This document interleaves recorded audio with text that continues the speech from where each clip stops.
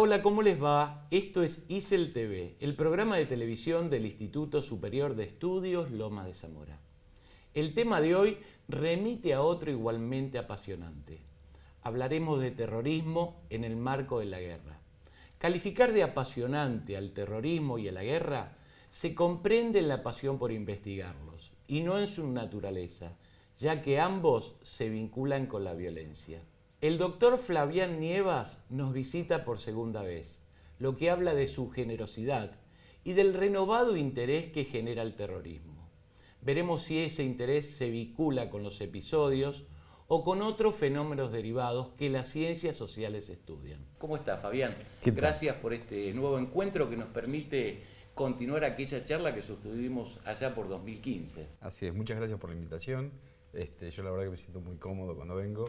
Y bueno, hablando de estos temas que no son agradables en sí mismos, pero que es necesario conocerlos, estudiarlos, ¿no? Te escuchamos decir que no hay una definición única de terrorismo aceptada por todos. Sin embargo, el terrorismo genera víctimas, usa armas y es violento. Sí. ¿Deberíamos hablar de terrorismos para entender sus motivos y comprender qué intereses afectan? En principio, la primera distinción que hay que hacer es el terrorismo como táctica de guerra, donde hay un marco de análisis para eso, y otra que es el terrorismo criminal, ¿sí? Que es completamente diferente, aunque en apariencia es igual, digo, el fenómeno es muy similar, uno lo ve y no lo puede distinguir. Sí, incluso hoy por hoy cuando hablamos de terrorismo pensamos en el terrorismo criminal y no tanto en la táctica de guerra, ¿no? Pero por eso me parece buena la distinción. Claro, muchas veces se toma el terrorismo como táctica de guerra, se lo presenta como terrorismo criminal. Fenotípicamente es igual, es decir, el hecho es el mismo. Pero no es lo mismo cuando alguien está en un estado de beligerancia con otro, ¿sí? Te voy a poner los casos para ejemplificar. Francia bombardea Siria desde hace mucho tiempo. Entonces, nada hace suponer de que algún comando sirio no va a atacar en Francia, de la manera que quiera o que pueda. Ahora, ese ataque, si uno lo califica como terrorismo y lo ve solo como terrorismo criminal, no está entendiendo cómo es el fenómeno. Es decir, ante un ataque siempre es posible una respuesta. Y en tal sentido, ese terrorismo, aunque es ilegal desde el punto de vista de los derechos internacionales, es legítimo desde el punto de vista de la guerra, donde cada uno de los contendientes combate como puede o como quiere. Es decir, nadie te puede decir usted actúe de tal o cual manera. Es diferente del terrorismo criminal, ¿sí? Insisto, el fenómeno, cuando uno lo ve, es igual, en la forma es lo mismo, pero la lógica, la naturaleza es completamente diferente. El terrorismo criminal es muy poco, es muy menor dentro de lo que es el fenómeno general del terrorismo, que tampoco es un fenómeno muy grande. Y mucho menos todavía lo que nosotros vemos, lo que percibimos. En general, nosotros vemos en la televisión, en los diarios, los ataques que ocurren en Europa, que son alrededor del 5% de lo que ocurre en el mundo, ¿sí? Por eso digo, vemos una cosa muy pequeña, muy magnificada, de un fenómeno que tampoco es tan grande. Digo, podemos ver algunas cifras, podemos ir viendo algunas cifras, pero no es un fenómeno de grandes proporciones. Lo cual lleva a que uno piense por qué se le da tanta trascendencia. Pero bueno, vamos a ir viéndolo a lo largo de la charla. Correcto. Fabián, más allá, o Flavián, perdón. Está bien, si a nadie le molesta. Exacto. Más allá de no disponer de una definición global, terrorista se identifica o se vincula con enemigo. ¿De qué tipo de enemigo estamos hablando según nos situemos en la modernidad o en la contramodernidad? Bien, si uno habla desde el marco de la modernidad, el único enemigo es otro Estado, ¿sí? Un Estado versus otro Estado. Ahí tenemos enemigos. Los civiles pueden ser delincuentes, pero no enemigos, ¿sí? En el marco de la contramodernidad esto desaparece, esta distinción desaparece. Primero ya los Estados dejan de ser enemigos y aparece el enemigo como el civil como enemigo. Justamente por eso es que se apela a la figura del terrorismo, y es por eso también que no hay una definición satisfactoria del terrorismo, porque si no se lo define, el terrorismo pasa a ser cualquier hecho que es nominado como tal. Entonces yo digo, tal cosa es terrorista, este hecho es terrorismo, y me quedo con eso.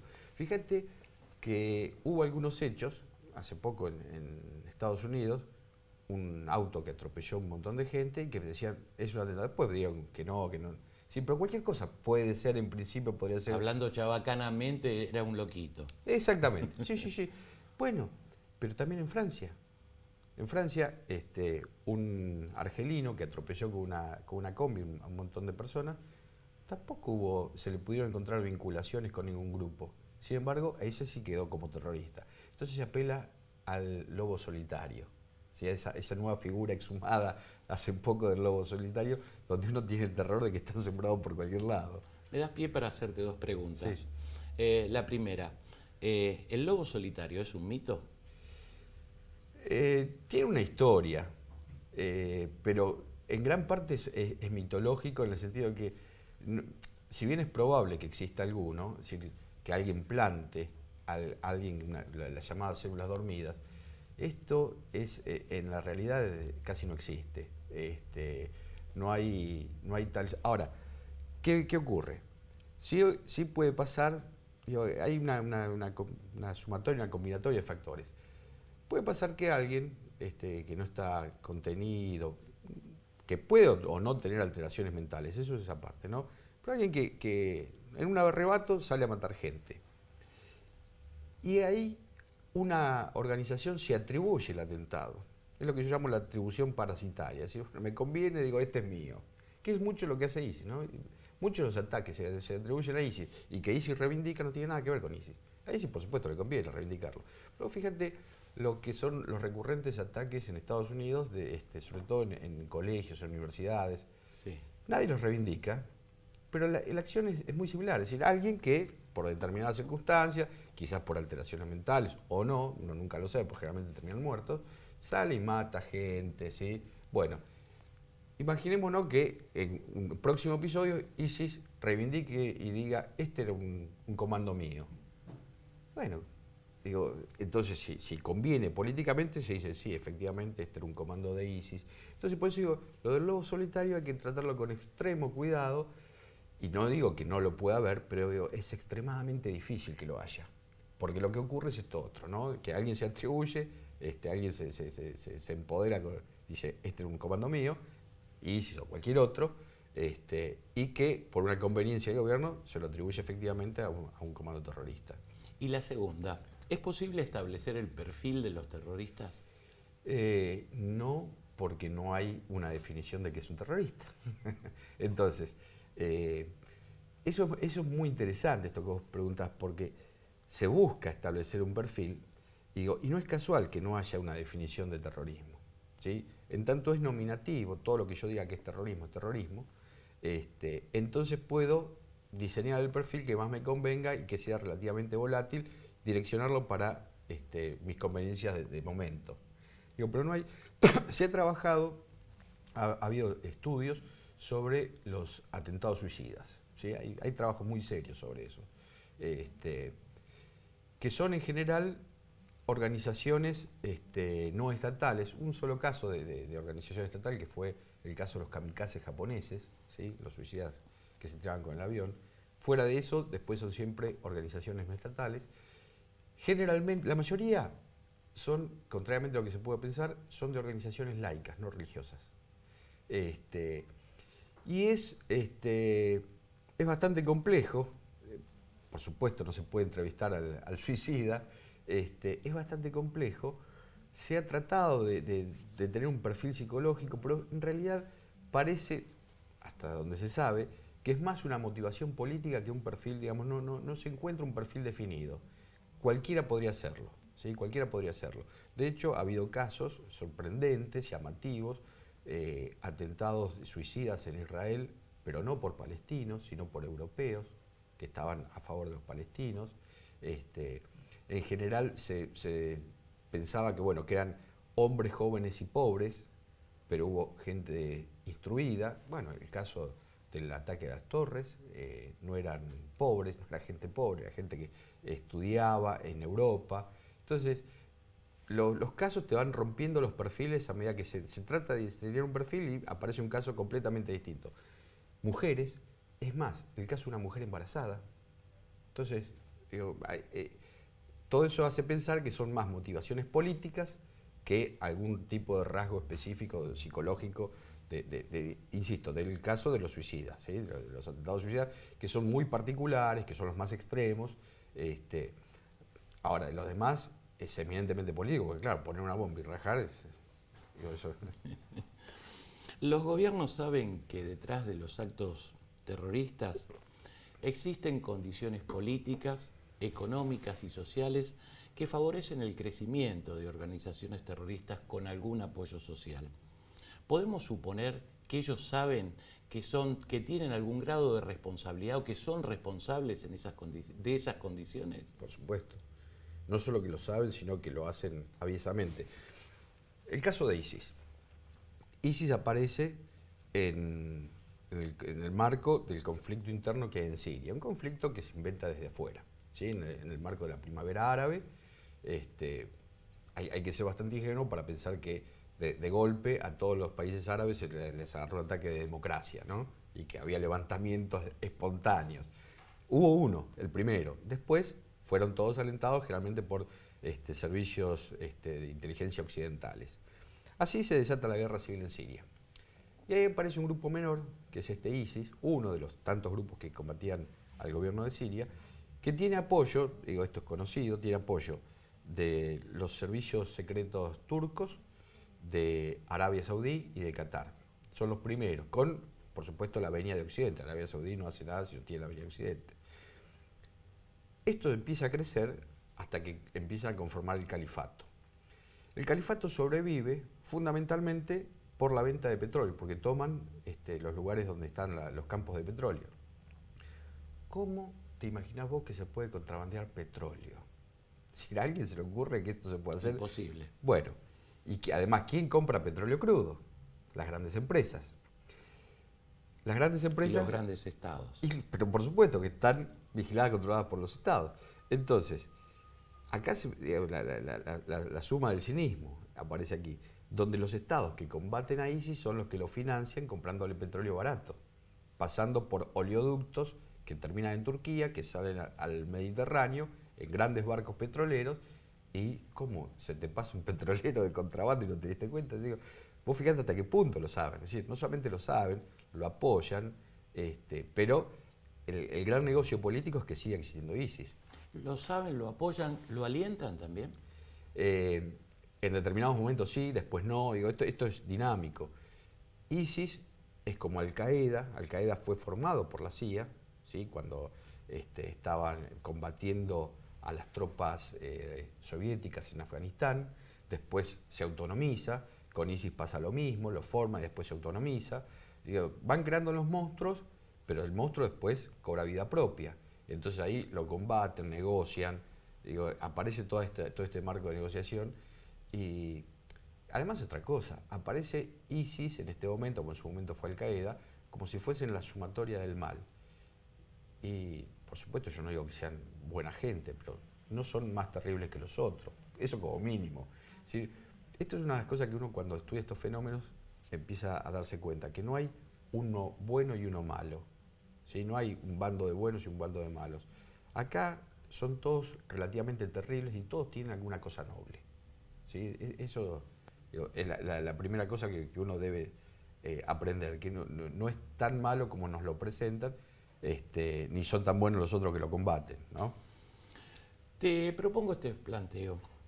El grupo A detona una bomba en un centro comercial. Tenemos un agresor, A, y un medio, que es la bomba que genera terror y muerte, que puede ser la de los propios terroristas. Pero, ¿cuál puede ser el objetivo detrás de esta acción y la recompensa buscada? En general, es difícil hablarlo así en abstracto, porque podrían ser muchas cosas. En general, el terrorismo, uno podría decir, hay 2 o 3 razones. Una que es, depende de dónde sea la bomba. Si es en el territorio enemigo, lo que se busca es desalentar políticamente al gobierno agresor. Es decir, en el caso que yo te decía hoy de Francia o de España, Inglaterra, el que fuere.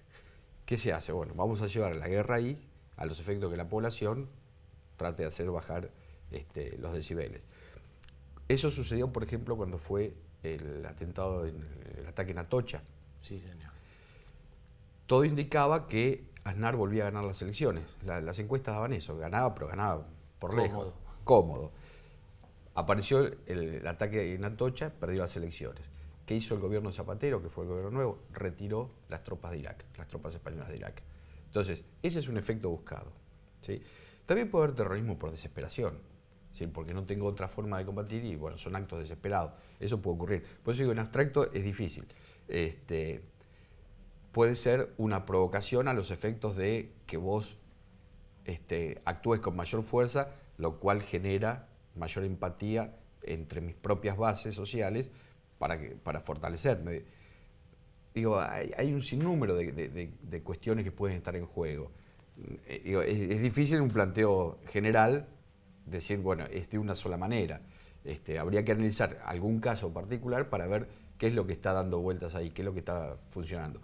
O puede ser incluso en el caso de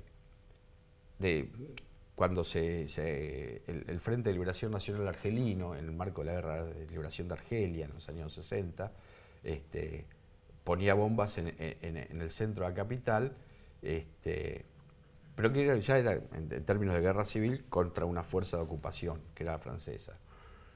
Agarraron, hay un paracaidista francés, Roger Trinquier, que es uno de los teóricos de la contrainsurgencia, que relata un caso.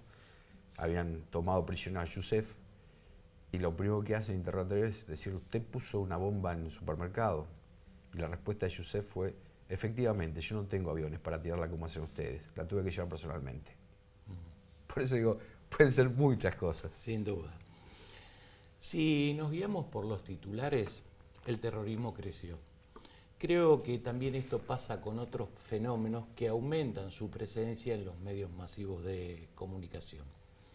Pero déjame creer o suponer que los medios cuentan su verdad o dicen su verdad. Desde ahí te pregunto, ¿qué califica como atentado terrorista? Todo aquello que sea nominado como tal. Mirá, según el Departamento de Estado de Estados Unidos, el año pasado hubo alrededor de 8.000 muertos por terrorismo en todo el mundo. De esos 8.000 muertos, nosotros hemos visto aproximadamente 150 en Europa. El resto no se ve, porque se produce en lugares donde no es de interés. Entonces, acá uno tiene que evaluar cómo se combinan las diferentes lógicas. La del medio de comunicación, su lógica está, en principio, generalmente son medios privados que lo que buscan es comercializar y por lo tanto mostrar todo aquello que sea atractivo, digamos, que llame la atención, que genera audiencia.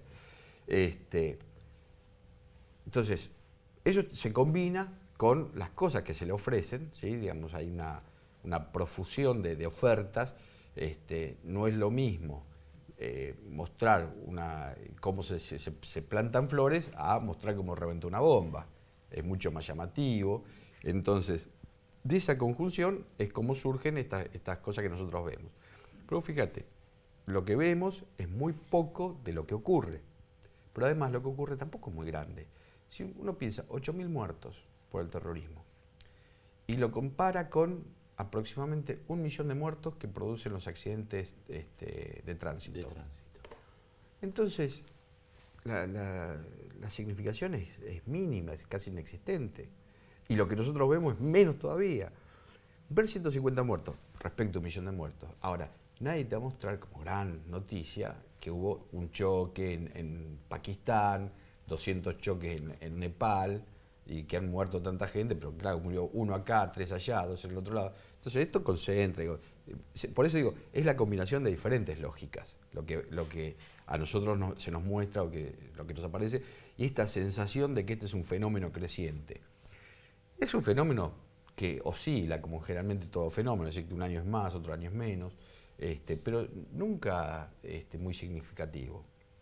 Para que me contestes después del corte, haciendo la salvedad que no hay un único terrorismo, ¿necesita la convergencia del crimen organizado y de la prensa?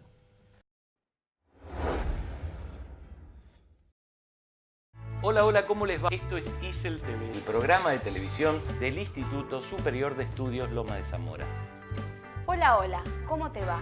Hoy queremos presentarte y mostrarte qué es lo que podés encontrar en nuestro canal.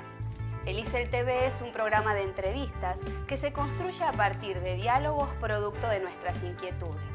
Debemos confesarte que quedarnos quietos no es lo que más nos gusta. Lo que sí nos gusta, por ejemplo, es el arte en todas sus expresiones. Nos acompañan dibujantes, artistas plásticos, actores, músicos, bailarines. O vienen o nosotros vamos donde su obra se gesta, se expone, se muestra, se goza. También nos gustan las ciencias, los deportes y todos los temas de actualidad. Los temas del ISEL TV podrían clasificarse, pero a nosotros nos gusta más el caos. Un caos que nos organice, que supere contradicciones, que resuelva problemas, que problematice, que tensione, que distienda, porque esa es nuestra búsqueda. Las producciones siempre forman parte de un proyecto, y en el caso del ISEL TV es importante que sepas que rodeando los programas está el proyecto educativo ISEL, con sus carreras técnicas y el colegio secundario que se está gestando. Abraza y acompaña a este proyecto el propietario de la idea, el Colegio Público de Martilleros y Corredores del Departamento Judicial de Lomas de Zamora. Este es nuestro estudio. Podés acercarte y visitarnos cuando quieras. Y si no, nos seguimos encontrando en donde queda el registro de lo que hacemos.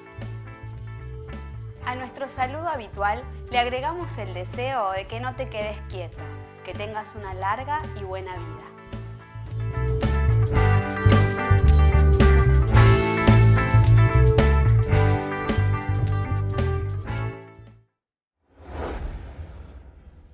Antes del corte te preguntaba, y hacía la salvedad que no había un único terrorismo, si necesitaba la convergencia del crimen organizado y de la prensa.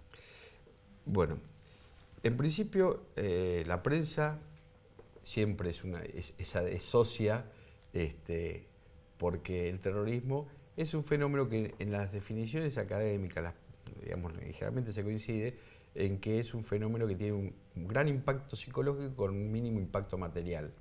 Es decir, matar 100 personas, 150 personas en marco de un conflicto bélico es muy poco. Ahora, la expansión que tiene eso es enorme, ¿sí? Entonces, la prensa es un socio siempre necesario. Con el tema del crimen organizado ahí hay otra dificultad. El crimen organizado es tan difuso como el terrorismo. Entonces, aparecen muchas veces algunas asociaciones entre ambas figuras. El crimen organizado es un tipo de actividad que está a mitad de camino entre lo legal y lo ilegal, aunque parezca raro, ¿no? Uno dice, ¿cómo lo legal? Generalmente, el crimen organizado, pensemos en tráfico de estupefacientes, tráfico de armas, ¿sí? Que son las principales, digamos, desde el punto de vista del volumen económico que mueven, las principales actividades de crimen organizado. La venta de drogas es la puntita del iceberg, la puntita visible del iceberg, de una gran actividad que tiene, por ejemplo, ramificaciones muy fuertes con el sistema financiero, con las inversiones inmobiliarias, desarrollos inmobiliarios. Digo, tiene un montón de no nos cosas. metan en eso, por favor. No, pero digo, esto es una cosa que es conocida, es verdad. Sí. Digo, ahora, el sistema financiero es legal, las actividades inmobiliarias son legales. Entonces, ¿dónde? Porque digo, si el negocio fuese pura y exclusivamente la droga, se cerraría fácil. Pero además hay otro circuito, ¿sí? Que es, por ejemplo, el de lo que se llaman los paraísos fiscales, ¿sí? Es un circuito de circulación de capitales donde no hay trabas, no hay preguntas, ¿sí? No hay registros o se ocultan los registros. Entonces, todo eso que utilizan las grandes empresas también es utilizada por el crimen organizado. Eventualmente puede ser utilizada también por el terrorismo, este tipo de estructuras, ¿sí? Digo eventualmente porque se han detectado algunos aportes, pero realmente es muy poco lo que se ha registrado, es más lo que se dice que lo que realmente se ha podido registrar. Y generalmente hay organizaciones no gubernamentales de apoyo a pueblos. A mí me da pena decir, bueno, pueblos árabes porque parece que uno estigmatizara, pero en su momento había donantes particulares que apoyaban a los niños de Irak, una causa noble. Y que se presumía que ese dinero en realidad estaba destinado a la resistencia iraquí, pero se presumía. Entonces, digo, no es muy claro, insisto, no es muy clara la vinculación, pero sí son las redes o son los caminos o los mecanismos que usa también el crimen organizado. Pero también digo, esto de crimen organizado es una cosa que hay que tomar con cautela. Todo lo que no es claramente definido hay que tomarlo con cautela porque se puede utilizar de una manera... De diversas formas. Claro. Entonces vos imaginate, justamente voy a tomar el caso la actividad inmobiliaria es una actividad legal y además es una actividad honorable. Pero basta con que se lo empiece a vincular, que se establezca la sospecha. Bueno, y tal emprendimiento, tal desarrollo inmobiliario, le parece que la plata vino sí, de hecho, cuando aparecen grandes inversiones, enseguida se la tilda de que es de dinero de lavado. Bueno, y ahí ya te genera una sospecha, digamos, que es muy difícil de sacar, que es muy difícil de quitar. Imagínate si además se manipula intencionadamente para destruir a determinada persona o grupo, lo que fuere. Entonces te vinculan directamente. ¿Cómo te sacas eso de encima? Porque no es necesario probarlo. Ya instalada la sospecha es suficiente. Entonces, a vos te destruyen, como persona, como grupo, como inversor, lo que sea, y te sacaron del camino. Entonces, es muy fácil de manipular, es muy fácil de usar para otras cosas.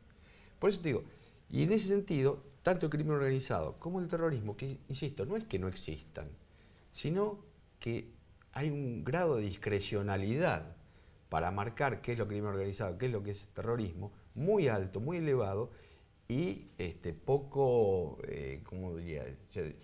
Digamos, probado. Además de poco probado, que genera muy pocas garantías. Digo, nadie se puede defender sobre eso. ¿Sí? Porque una vez que te ensuciaron, ¿cómo te sacas la mancha? Correcto, sí. Algunos analistas prevén que en el futuro el terrorismo se centrará en el sector económico y en el religioso.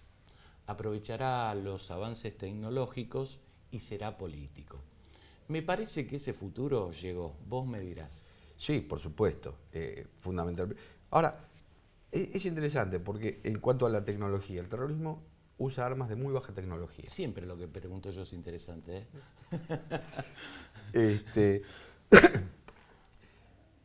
El terrorismo usa muy baja tecnología en armamento.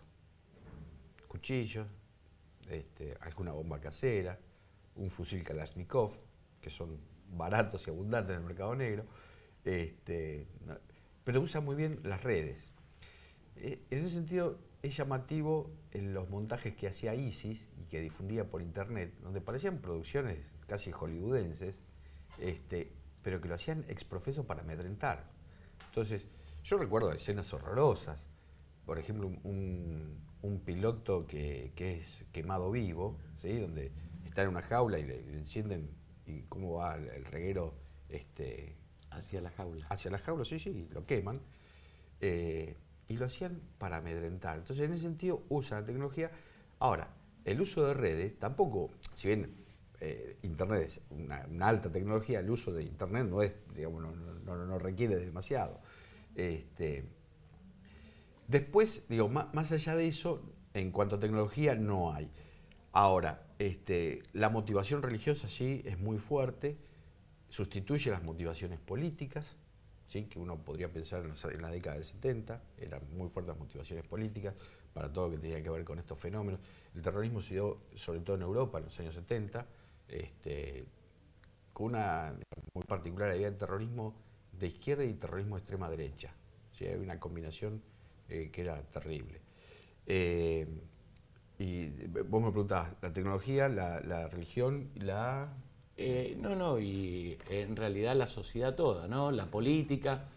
Sí, la política, bueno, la política sí, está siempre presente, ¿sí? Porque inclusive... Un poco lo que abordabas antes en esta cuestión del petróleo y de las necesidades económicas. Sí. Y cómo se manipula los efectos de obtener un mayor beneficio desde el punto de vista económico. Eso sobre todo los estados y las grandes empresas trabajan así. Entonces, difundir estos fenómenos, presentarlos como se los presenta, ¿no? Que uno realmente se aterroriza, digo, tiene este efecto.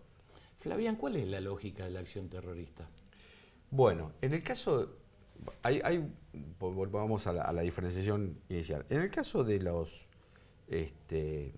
del terrorismo en el marco de una guerra, en el marco de la beligerancia, hay quienes opinan que es un acto totalmente racional, en el sentido que es una evaluación de costos, medios y fines. ¿Sí? Yo tengo tal finalidad, cuento con tales medios, qué costos pago y me conviene. ¿Sí? Es simplemente un cálculo aritmético. Yo dudo que sea solo eso. Digo, me parece que es más complejo que la mera racionalidad. Digo, lo que sí hay que descartar por completo es la irracionalidad. Nunca esto es obra de gente que está desquiciada. Hay componentes emotivos, en general en el marco de un conflicto, de una guerra, uno odia al enemigo, entonces hay un fuerte componente emotivo, y eso posibilita o facilita que se desarrolle la acción. Es diferente del terrorismo criminal. El terrorismo criminal tiene que ver con ideas más radicalizadas,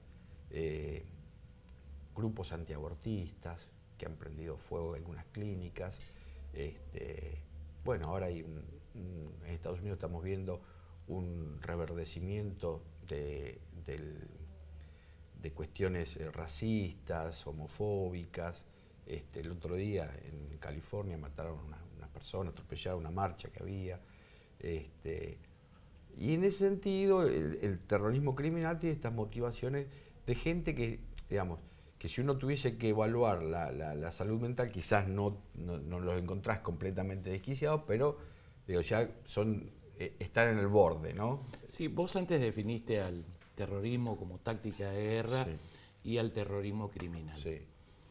Ante los últimos atentados o hechos que han tomado Estado público, observamos que muchos de los que los llevaron a cabo eran personas que residían desde hace mucho tiempo en el país o bien eran nacidas ahí. Sostengo que todas las personas tienen una necesidad de pasar a la inmortalidad. En algunos casos, ese paso a la inmortalidad o ese deseo está atenuado y en otros está acentuado. ¿Hay también un terrorismo psicológico motivado por esta condición? Bueno, es uno de los componentes, indudablemente. Sobre todo estamos pensando que no en todos, pero casi todos los últimos hechos han sido actos suicidas. Suicidas en el sentido que si no mueren en el acto, sabe que lo van a matar la policía. Y efectivamente es muy probable que exista ese componente de trascendencia, ¿no? Motivado por la acción, dejando de lado los casos de esta gente que está chiflada y que lo hace por su cuenta. Pero es posible que esto exista, yo diría que es casi seguro que existe, por supuesto no lo podemos comprobar. Pero fundamentalmente ahí lo que uno tiene que pensar es por qué esta persona que estaba aparentemente adaptada, ¿sí?, que estaba asimilada al medio, en realidad no lo estaba. Porque en definitiva, la gran noticia es esa. Es decir, ¿qué pasa que esta persona que vivía tranquilamente, que había nacido acá incluso... ¿Y qué pasa? ¿Y qué pasa? Porque es muy interesante. Bueno, ¿qué pasa? Pasa que hay hablemos en el caso europeo, Francia e Inglaterra, que son los dos países que tienen mayor cantidad de inmigrantes, de inmigración desde varias generaciones, siempre han tenido una política o han vivido una política sostenida de segregación, ¿sí? Han sido sistemáticamente segregados y se los considera adaptados porque siempre, digamos, vivían asimilados en la pobreza o en las peores condiciones sociales y estaban ahí más o menos tranquilos. Entonces, bueno, se suponía que era parte de la normalidad. Y es parte de la normalidad hasta que alguien rompe con eso. O sea, hasta que alguien dice, bueno, digamos, aparece una motivación externa, algo que viene de afuera, y entonces los lazos sociales que lo sostenían demostraron ser más débiles de lo que se pensaba. Entonces, esto es como, a ver, el caso del bullying, ¿no? En la escuela, le pegamos, lo cargamos hasta que un día se cansó y me metió un bofetón, y ahí, ¿qué pasó? Reaccionamos. Claro, ¿qué pasa? ¿Se entiende? Digo, entonces, se los mantenía, y se los mantiene todavía en esta segregación, muy marcada, muy marcada. El caso francés, por ejemplo, es terrible. Hasta por el acento se sabe, se lo discrimina, sí, sí. Ahora, el francés no considera que está discriminando. No, lo vive con mucha naturalidad. Y eso es terrible para que es discriminado. Hay un reportaje que se le hizo a un francés que estuvo en Guantánamo, fue prisionero en Guantánamo, y es muy interesante todo el relato primero, cuando él lo agarran en Pakistán, ¿no? Él se va a Pakistán y ahí lo agarran. Por supuesto, él se exculpa, si yo no hice nada, ¿no? Pero no importa. Es importante ver cómo relata su vida en Francia, su vida normal, su vida previa a su viaje a Pakistán. Es terrible. Es decir, él era francés, nacido en Francia, pero ya sabía, en su barrio, digamos, hay una disposición por la cual uno va solo a las escuelas de su barrio, una disposición administrativa. En su barrio había un tipo de escuelas que solo lo conducen a los oficios. No podía acceder, no podía tener ninguna chance de ir a una universidad. Tenía que ser un trabajador de oficio. Ya está marcado así. Y eso se vive con naturalidad. Es más, casi te diría que los franceses lo viven con generosidad. Es decir, mire, le estamos brindando una formación, un oficio. Sí. ¿Qué más quiere? Entonces, eso en algún momento, insisto, eclosiona. Sí, pero ¿por qué? Porque hay un factor externo que lo alimente y dice, epa. En este programa muchas veces pregunté si estamos frente a la sociedad del control. Lo hago frente a la evidencia de los avances tecnológicos puestos al servicio de la vigilancia. Bonavena y vos lo definen como hipervigilancia. ¿Se trata de un fenómeno derivado del terror al terrorismo o estamos en un punto medio entre la inteligencia y el espionaje? El terrorismo alimenta la posibilidad de hipervigilancia. Cuando yo te decía antes, fíjate, 8.000 muertos por año en el mundo no es un gran fenómeno desde el punto de vista cuantitativo. Por supuesto, si alguien familiar se muere en eso, es terrible. Pero digo, para un gobierno, desde el punto de vista cuantitativo, no tiene mucha importancia. Ahora, ¿por qué se le asignan tantos recursos? Que no sabemos cuántos son esos recursos porque son gastos reservados. Pero se estima que son cuantiosos, ¿sí? El último dato fiable es del año 2002, que Canadá publicó cuánto destinaba a la lucha terrorista, que además Canadá se supone que no es uno de los países más afectados. Gasta poco. Pero gastaba mucho. Decirlo en forma Claro, chabacana. y era mucho. Entonces, ¿por qué?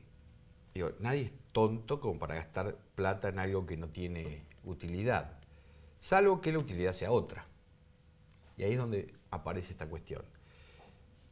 bajo el signo del terrorismo se ha avanzado sobre las libertades civiles, las libertades constitucionales, las garantías constitucionales, se ha avanzado muchísimo en todo el mundo y el estupor que causan este tipo de hechos, sobre todo en los países que han sido, que han sufrido este tipo de ataques, hace que la gente sea más permisiva. Pero a niveles insospechados, por ejemplo, con la Patriot Act, la llamada por un acrónimo, se llama Ley Patriótica, permite, por ejemplo, que los servicios de inteligencia monitoreen las llamadas, los correos electrónicos sin autorización de juez, por ejemplo. Es más, que allanen tu domicilio sin autorización de juez. Acá se usa una figura similar en algún punto que es la de flagrancia. Entonces dice, bueno, si hay flagrancia, es decir, si te agarran en el acto de cometer, no es necesario que un juez ordene tu detención, ¿sí? Te detienen directamente. Eso va en contra de todas las garantías que tenemos.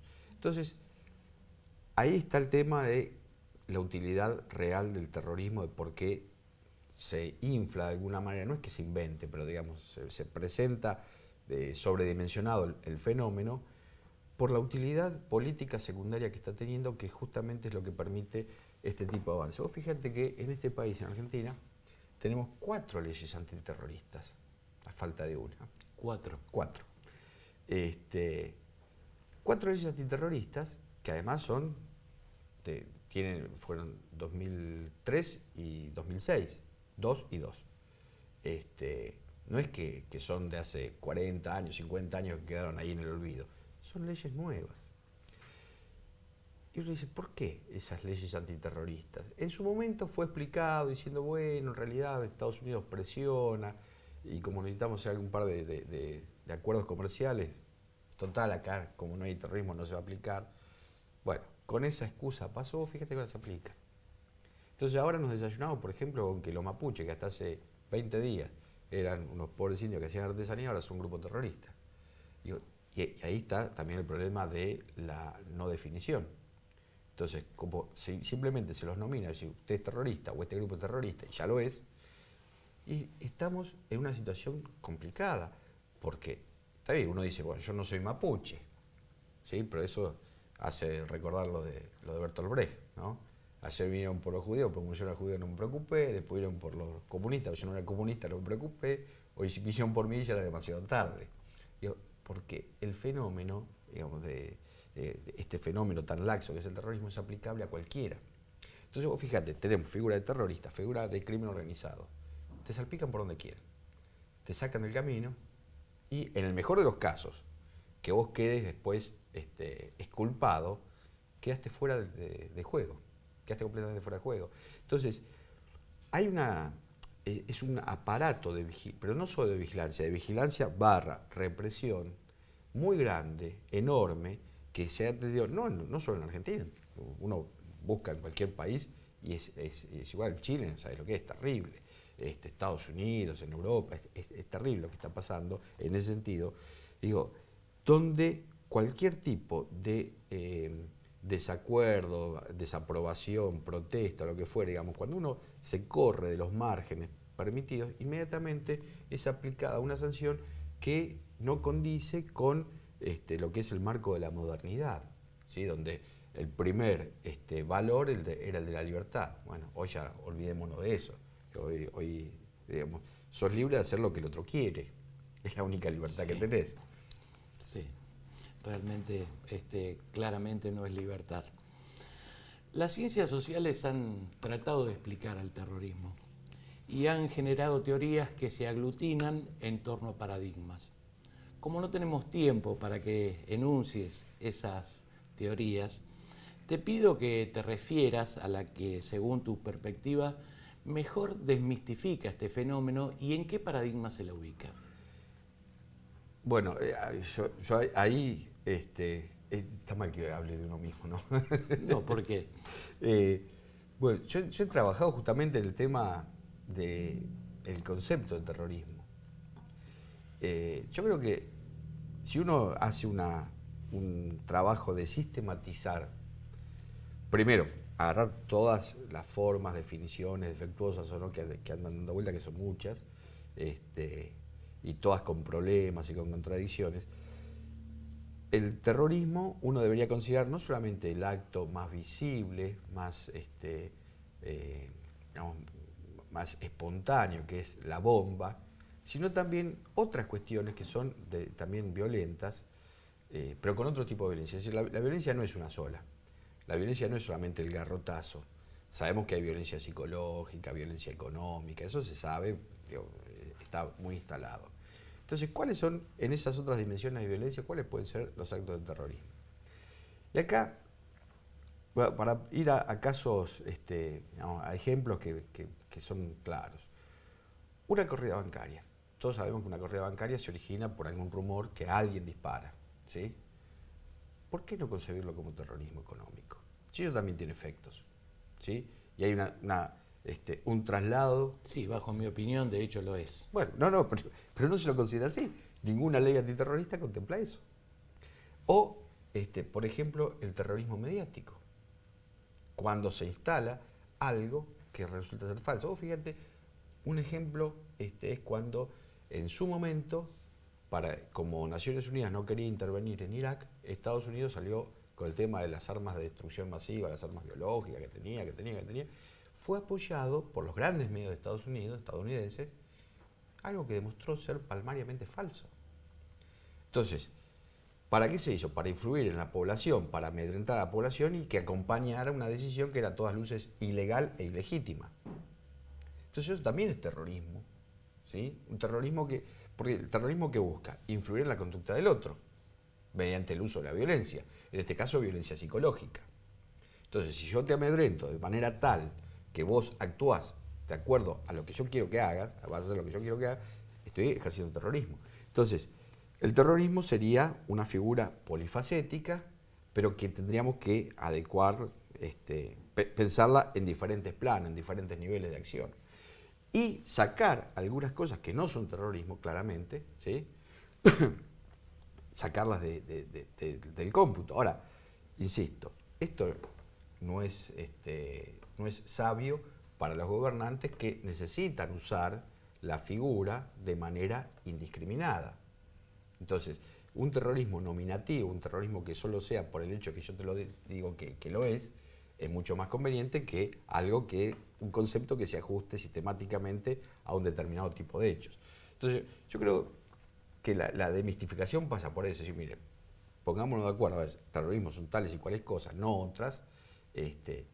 Y ahí además uno ve rápidamente cómo de qué, porque además digo, yo te decía 8.000 muertos tomando la cifra que da el Departamento de Estado de Estados Unidos. Es decir, que es muy generoso porque ellos necesitan inflar. Entonces, ¿y qué parámetros deberíamos tomar para arribar a esas definiciones?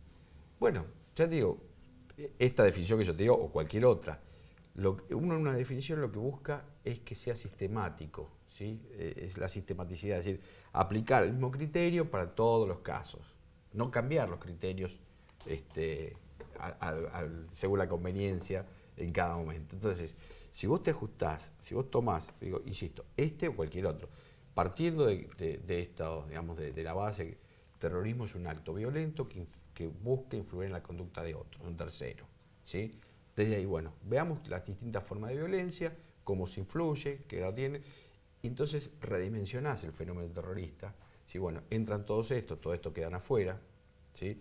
Un acto de guerra no lo puedo considerar como un acto de terrorismo criminal, porque es de guerra. Entonces, mire, le pusieron una bomba o lo que sea en tal lado, en un país que es beligerante. Es decir, yo cuando salió el presidente francés a decir, ahora estamos en guerra, ¿cómo? Y hasta hace 6 meses que estaba bombardeando Sí. Siria y ahora estás en guerra porque te mataron algunos. Si antes, ¿qué era? ¿Un carnaval? Entonces, porque además es otra cosa, se cuentan los muertos de un lado y los muertos del otro lado valen menos, ¿sí? Vos Sí, fijate. o no valen. O no valen. O no valen. Entonces, si uno sistematiza un criterio, el que fuere, digo, cualquier criterio siempre es opinable, tenés un redimensionamiento del fenómeno, ¿sí? Y te da una visión completamente distinta de esto. Flavián, gracias. Por favor, Espero que gracias. hayas estado cómodo. Por supuesto, gracias a ustedes. A vos también, gracias por acompañarme. Te espero la próxima semana. Te deseo tiempo y buena vida.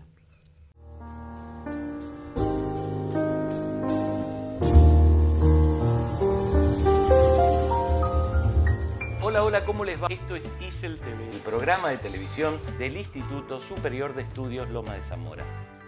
Hola, hola, ¿cómo te va? Hoy queremos presentarte y mostrarte qué es lo que podés encontrar en nuestro canal. El ISEL TV es un programa de entrevistas que se construye a partir de diálogos producto de nuestras inquietudes. Debemos confesarte que quedarnos quietos no es lo que más nos gusta. Lo que sí nos gusta, por ejemplo, es el arte en todas sus expresiones. Nos acompañan dibujantes, artistas plásticos, actores, músicos, bailarines. O vienen o nosotros vamos donde su obra se gesta, se expone, se muestra, se goza. También nos gustan las ciencias, los deportes y todos los temas de actualidad. Los temas del ISEL TV podrían clasificarse, pero a nosotros nos gusta más el caos. Un caos que nos organice, que supere contradicciones, que resuelva problemas, que problematice, que tensione, que distienda, porque esa es nuestra búsqueda. Las producciones siempre forman parte de un proyecto, y en el caso del ISEL TV es importante que sepas que rodeando los programas está el proyecto educativo ISEL, con sus carreras técnicas y el colegio secundario que se está gestando. Abraza y acompaña a este proyecto el propietario de la idea, el Colegio Público de Martilleros y Corredores del Departamento Judicial de Lomas de Zamora. Este es nuestro estudio. Podés acercarte y visitarnos cuando quieras. Y si no, nos seguimos encontrando en donde queda el registro de lo que hacemos. A nuestro saludo habitual le agregamos el deseo de que no te quedes quieto, que tengas una larga y buena vida.